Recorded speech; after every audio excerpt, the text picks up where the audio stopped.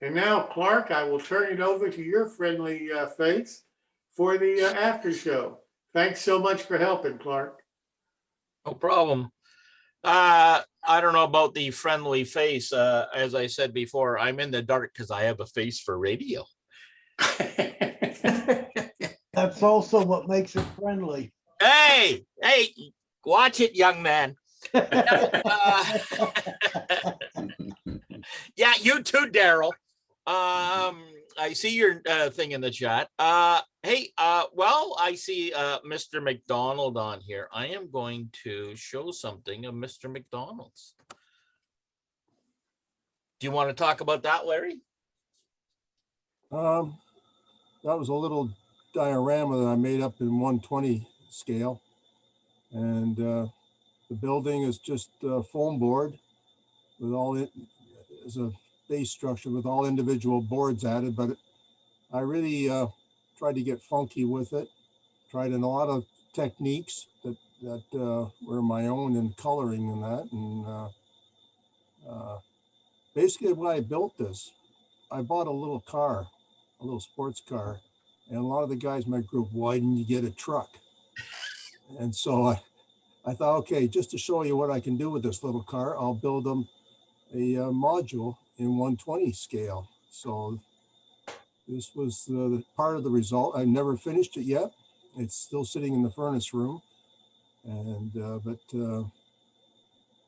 I had a lot of fun doing this, and it actually got an award at a show. So that was a surprise too. I didn't actually enter it, but they came and wanted me to enter it as a module.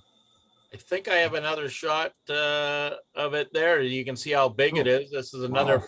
This is another fellow that is in our group, but you can see how big the model actually is from this shot. Yeah, I would say it's probably about 3 feet long. Height-wise, I'd have to say at least a foot high. Yeah. And I was going to. It's kind of like there's that base you see there, and then there's another section that folds over, and there's sides that you screw on, so you end up with a casket. But my casket is a V shape because I have a hatchback car. But, so that the second half, I was going to do something like Chuck Doan's garage scene that he did, and I never got around. I've collected all the materials for it now, and the vehicle kits that I want to hack up, and so anyway, thanks, Clark, for putting that up. It brought back some memories. Yeah, well, this is some time ago. You know, Maureen and Rick Hunter, this is one part of their old display with all the Mount Albert scale lumber. So this was at a little narrow gauge meet. There's actually 2 floors. There's another floor above this. And we always have a good time at this. Dave Woodhead is running this for recently. So that's right. Yeah, so that was good. Now let's see, who have we got on here that we maybe never talked to? Who's new? Put up your hand. Anybody new? No, Al, you're not new. Al may be new. Did you get a little help? Have you had your little electrical shot yet? Al? Calling Al? I think it's dead. Obviously, he hasn't had it yet. There I am. Did Next you? week. Oh, next week. Okay. All right. All righty. So maybe I'll be back and maybe I won't. You'll be back. We can't get rid of you. Well, there's Al, you got to be on next week. I'm going to be showing something. Uh-oh. And I'm still waiting for, you know, the new tool. Get in line. I was saying to Greg, I'm trying to find some knobs. And we'll leave that. This is the place to find them. We got knobs. Oh boy, I'll get in trouble for that one. Anyway, who else is here that maybe we have never talked to? Let's see. Sam left us. I feel like Sam is the new. I think he's new. Hank, how are you doing? Actually, I'm doing quite well. Since some of you guys may know Peter Youngblood, he went through his surgery very well. He's about to be discharged, if he wasn't already discharged from the hospital, and he's moving along very well. Oh, excellent, excellent. I talked to him before he went in, but I haven't talked to him, in the last couple of days. So Now, well, he's kind of like incommunicado, yes, well, thanks. I appreciate that info, Hank. but it was all successful Excellent. as far as I know. Yeah. Very good. Clark, why don't you tell us about your new investment and what you're learning about Copic Markers? Oh, yes. Okay. So Copic Markers. I don't know how many people are familiar with them. You can buy them at Michael's. Apparently they have them on sale once in a while. I bought these on Amazon and it sort of cost me a small car. But Wait till you buy them at an art store. yeah, or art stores. I can only find them in the sets, which it's pretty expensive because you can't buy the individual colors. But on a number of clinics that I've seen recently, and including Greg. Greg, maybe you could even call up a couple of your pictures. He's been using Copic markers to actually color the walls of structures and so forth. And I found it very interesting. So I've used Copic markers in the paper builds, but not so much in actual wood builds. So Greg, have you got some of your shots there? Hello? Actually, that 120 scale building I did, I used marker pens a lot. Yeah, so here, is this the ITLA kit? Yes, this is an ITLA building. And so we're working on MDF here, which is a very absorbent, very dense press board. And this is some of my tests. And I wanted to color the entire kit using Copic markers, or as much as I could. So I did some testing and quickly came to the conclusion that I needed more colors. So I did hit one of the very rare sales at Michael's. It just happened to fall at the right time. And then I'm not going to call you what I should call you, but yes, go ahead. This is on the back of one of the kit pieces. I did a palette so I could see what shades I have. And Copic markers, if you're unfamiliar, it's a dye in an alcohol base. And the more you layer it, the more you can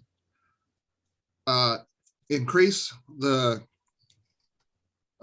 color and blend colors together.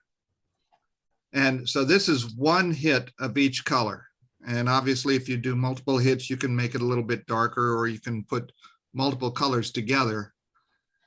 And this is just a test of what I was doing. I'm not going to go through the whole thing, but they work especially well if you're doing masonry or stonework. And this time I was trying to use brickwork, and the kit came out not too bad for not really having any paint on it. And I'm going to ask you a question because I was going to actually send you an email. I know you sent me the basic list that you're using, but what is the reds you're using on that brick? On that brick, I used the R24, and then I used the E9. Now, Copics Coloring these are codes for me. If you're using grays, they have a W for warm gray, a C for cool gray, and an N for neutral gray. R stands for red, E stands for earth colors. Now, of course, they have a whole palette. So you have blues and greens and purples and other things like that, which I didn't need in this. But for the red brick there,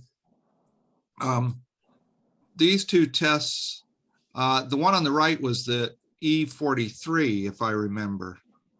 Or no. There was one E9. E9.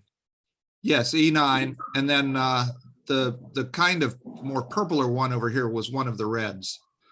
And I ended up using this color, but once I did the entire wall with it, I toned it down by putting a little bit of driftwood stain over the whole thing.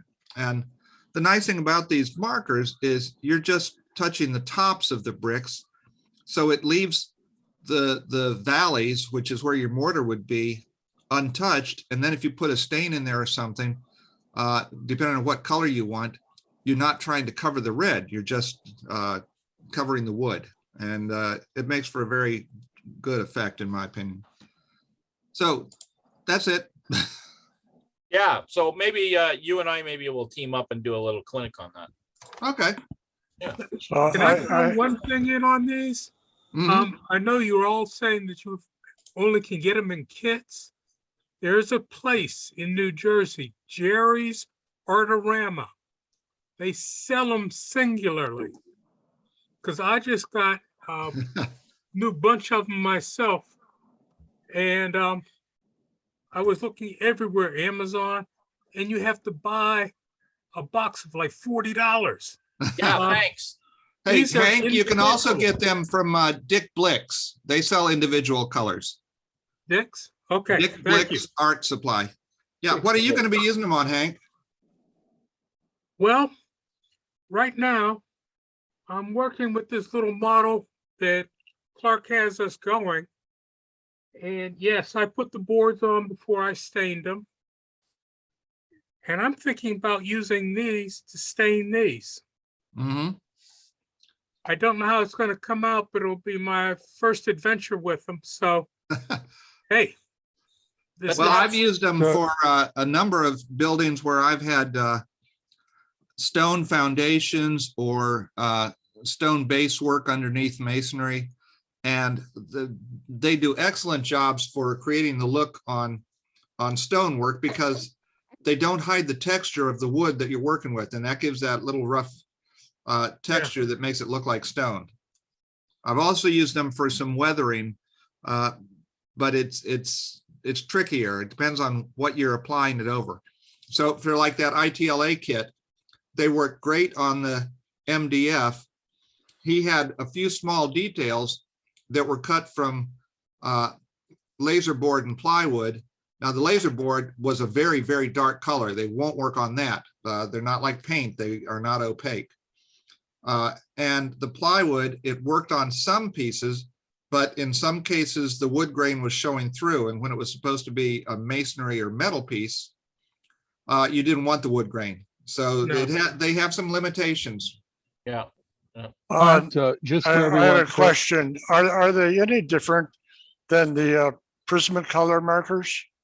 From what I've talked to artists about, there's no difference. The Prisma colors are pretty good, but there are a lot of other ones on the market that are the same concept, but they're just really crappy. Yeah, and- like the ProMaster I got at Hobby Lobby. These aren't so hot. If you But want to I- get something like a Copic marker, don't get a cheap version of it, because the dyes and this stuff are not the same, and the I've had brushes good are not luck with the same. Prisma colors.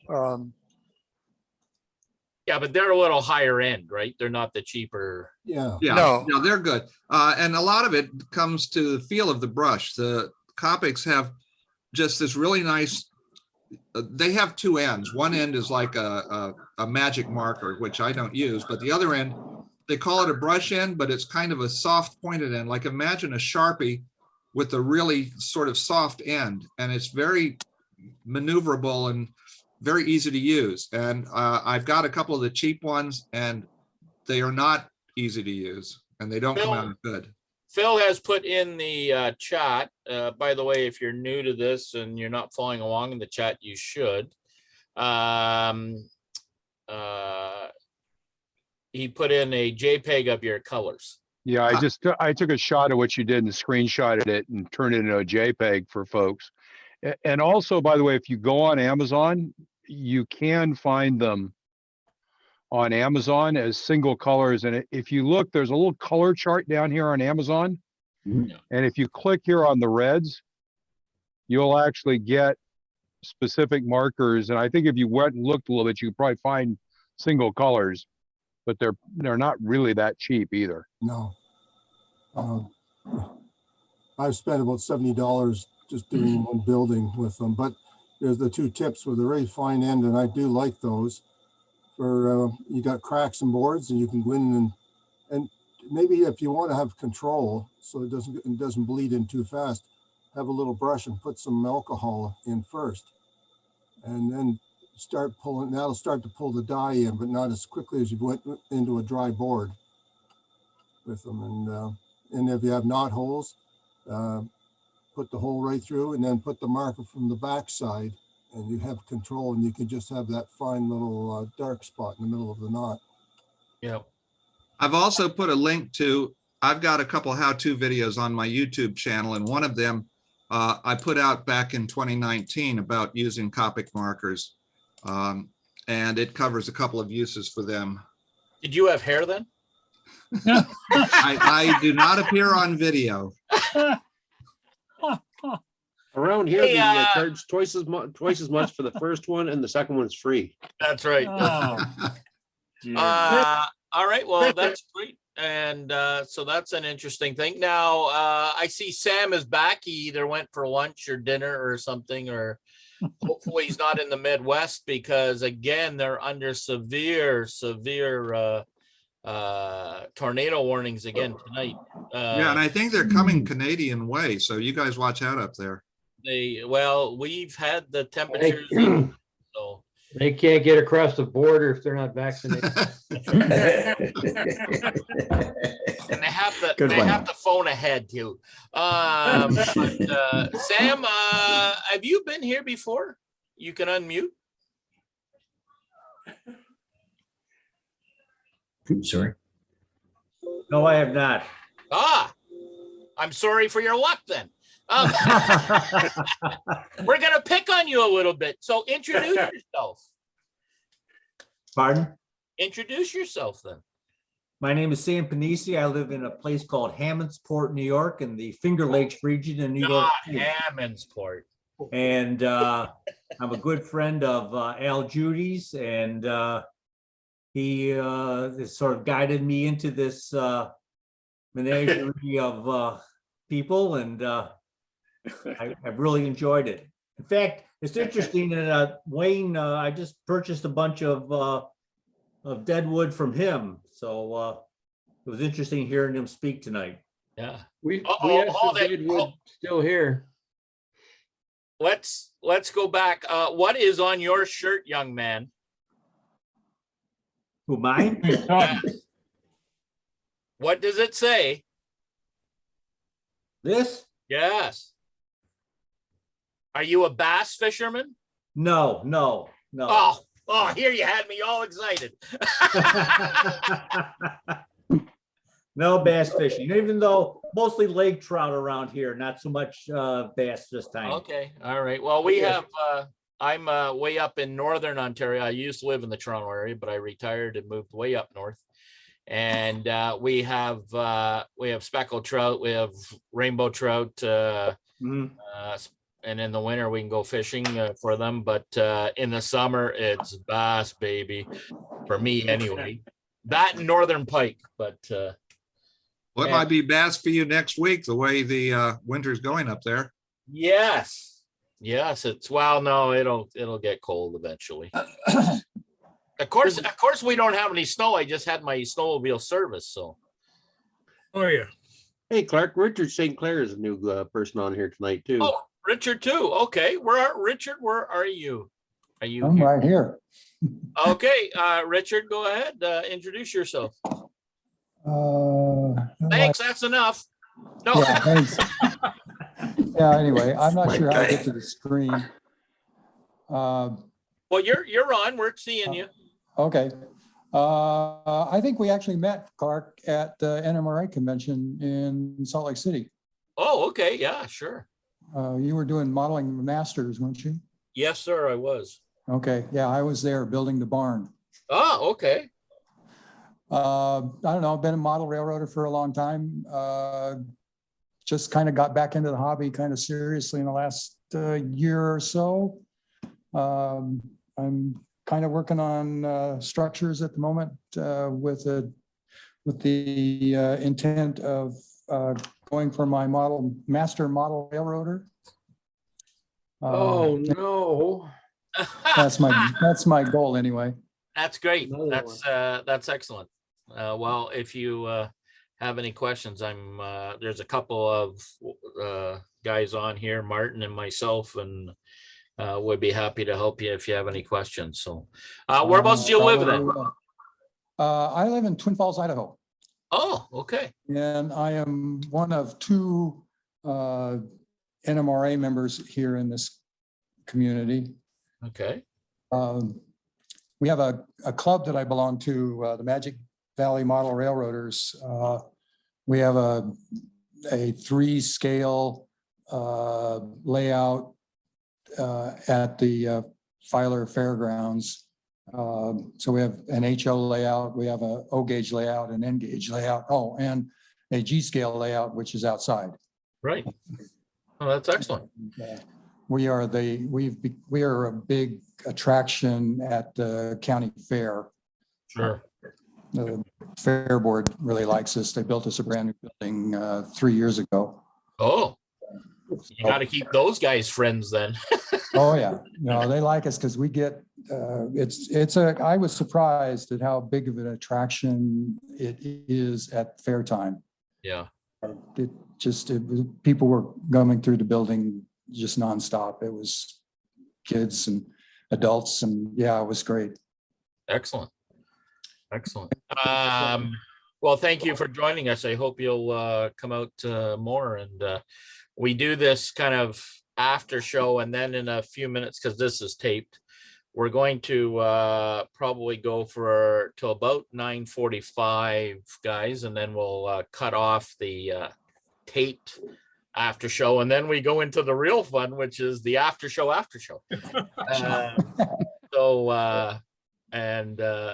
Yeah, we have a lot of fun. So I'm glad you could join us. Yeah, I'll leave, Clark. We'll it's see been ya. great. Now I Okay, plan to right. be back. Yeah. All great. right. All right. And let's see, who else have we not talked to tonight? Mr. Thompson, you've been quiet. I had a lovely discussion with your wife about you not finding Christmas tree stuff. Or Yeah, I know. Well, I found it. Now I've just got to get to it. oh, okay. Well, that's good. That's good. At least I'm going to be alive. yes, yes. She said you might not make it. I said, well, he can move up here. Well, yeah, you may see me. So, well, you can wear shorts up here outside, right? Well, it's been nice down here this week. Unbelievable. Yeah. We had one beautiful day. yeah. It's very unusual, but well, but there's no climate change. Clark, I Yes. think it's been, I've lost count, but maybe 2 or 3 weeks since Martin's done any presentations. I know. And we haven't even seen him with his devil horns on. Oh, good.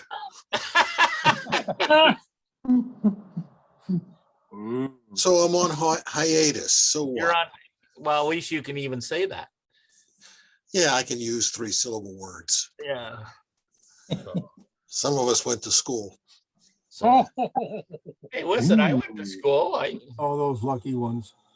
Eh, I went to school and became a paramedic. Now I can even spell it. yeah, it's IT. Yeah. That's 3 years of schooling was grade 6. Yeah.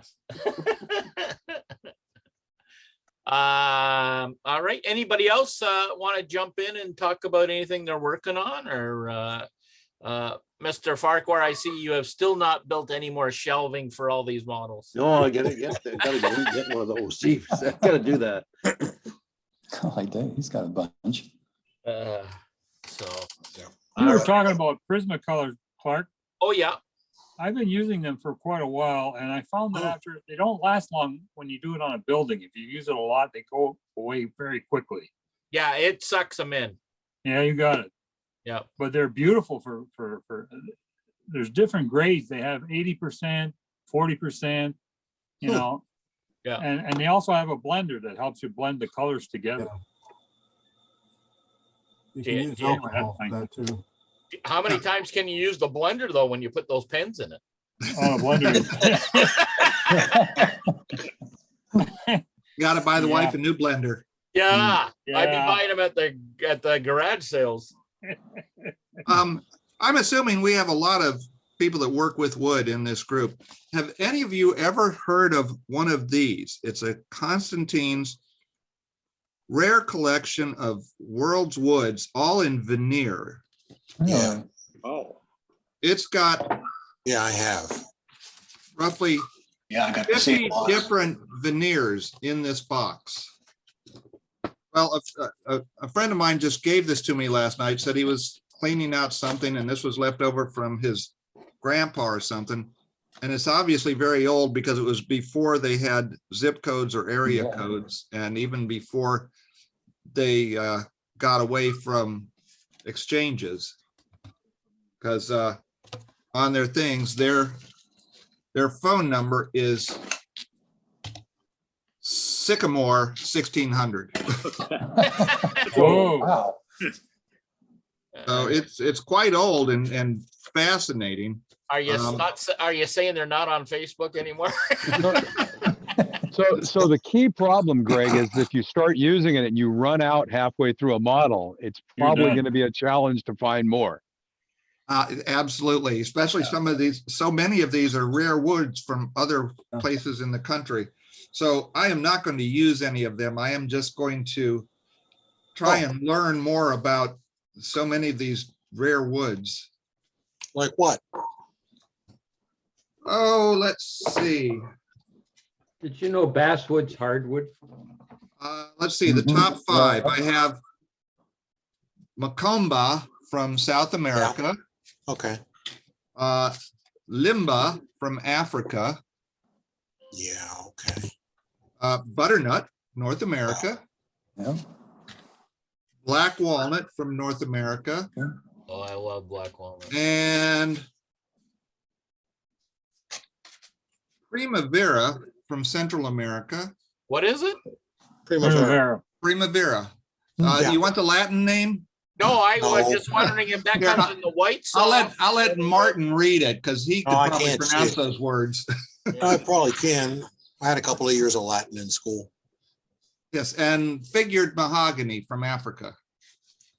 Huh. And then it just goes on and on. Is there any East African rosewood in there? I saw a rosewood. I don't know if it was East African or not. That's no fun to Oh, I work. hope you're not at the bridge trying to get over the river, because the troll would say, "Is that an African swallow?" Green, no, red, no. That's I've worked with that rosewood and veneer. It's no fun. Now, and the mystery of the whole lot, there is one unmarked piece in Unlabeled. there, which makes a total of 50, but I'm wondering if, somewhere through the last 60 years or so, somebody used one and this just got stuck in there by accident. How much? I have not found out what this wood is yet. What's the thickness of that stuff? It's 1/28. Okay. Oh, Now, you'd think they could do something that we're all used to working in, 1/16, 1/32, everything easily divisible. No, 1/28. well, I That guess one you that's just showed us? Huh? That one you just showed us looked like ribbon striped mahogany. This one? Yes. It might be. Is it a I red? will try to see if that's on the list of what's supposed to be in here and isn't in here. Could you hold it up? while you're doing that, I have to ask the important question of the night, because I've already been reminded. What's for Ed dinner? Becker, what's for dinner? Huh? I'll give you the same answer I usually do. I don't know. Think he's But going while to- you guys were yakking, I was doing a little research. And Constantine is still very much in business, and they still have their 50 veneer wow. sample. There you go. Ah, Hooray. Yeah, Clifford's a I lot smaller. I put the link in the chat, so. Now they're in Florida though. Yeah. Well, Yeah, that's a bad place to be right now. well, you know, they lived in New York. I think everyone in New York, once they hit a Moves to certain age, Florida. goes to Florida. Yeah, they moved to Fort Lauderdale. That makes sense. You think this is a sample box to send out to people who are building furniture and want veneers for furnishing? Yeah, and for woodworkers, so they can see what veneers they might want to use for a project or something. Yeah. Ted, Greg, what was I'll the tell you- price on it now? Did it say? $29.95. Yeah, $30. Okay, because I found two of the old boxes like mine, although they weren't quite as old because one of them had an area code before the phone number, on eBay for $49. So you can buy a new one cheaper than a Cheaper. used one. Yeah. I'm shocked. That never happens on eBay. Oh, no. Yeah, right. Oh, yeah. Where have So you what been? would be really interesting? We go buy a new one. We should all throw a few bucks in a kitty and have somebody go buy a new one and compare the wood in them Yeah. and see what species of wood are no longer, what rare species of wood from 1930 or 1940, whenever that came out. I don't know when the era, when you changed from having a sycamore to something else, but when that change happened, I mean, what woods in there are no longer available? It'd be very interesting to see, because I bet if there are 50 in that box, I bet at least 5 to 10 of them are no longer available. I'm sure there's some that they don't, because these are just offerings of what you can buy from them in veneer. And so even if they could get samples, they probably don't offer the veneer of it anymore because it's not easily sourced or not even around anymore. Yeah. Or just not affordable. Yes. Very interesting. I've used that veneer to make shingles with at no scale. Yeah. Yeah. Do you know what thickness you were using, Pat? Thinner than that. Yeah, I was going to say this It was seems a thinner little than thick. what you got there, yeah. I've got a box of it up on the shelf somewhere.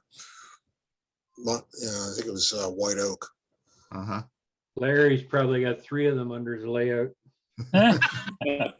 Don't tell everybody.